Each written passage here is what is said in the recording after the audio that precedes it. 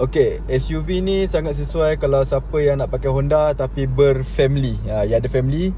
Saya duduk dalam Honda BRV Spec E tahun 2017. Kalau ada keluarga yang ramai boleh duduk. Aircon pun ada kat atas ni. Tahun 2017, Spec E. Dia punya CC 1.5.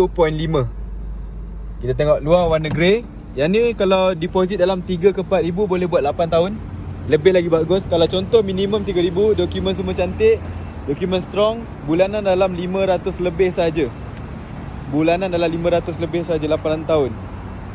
Kalau letak deposit dalam 3 ribu minimum macam tu anggaran So tadi saya kira bulanan dia. Sekejap saya tengok dia punya bulanan. Okey, ni bahagian depan dia. Bulanan dalam 545 8 tahun. Public bank.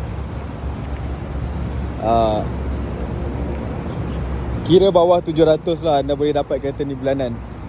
Kalau dokumen tak strong pun. Tu dekat atas pun dah siap dengan, yalah, kereta family kan. Nak bawa pergi camping ke apa ke.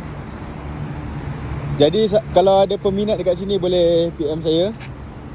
Nombor telefon 011555999707. Lokasi di Seri Kembangan, Selangor. Kalau contoh anda bukan orang Selangor, duduk jauh daripada Selangor, boleh submit loan melalui online saja. Loan sempantas 3 hari kalau dokumen semua strong. Pastikan dokumen anda lengkap. Masa cek saya, tiada lesen pun boleh buat. Jangan risau, kita boleh cover team kalau tak ada lesen. Yang penting nama anda clear, tak ada sangkut apa-apa. Okay. Rim standard lagi, kilang. Ada daylight lagi, LED. H, nak pakai H.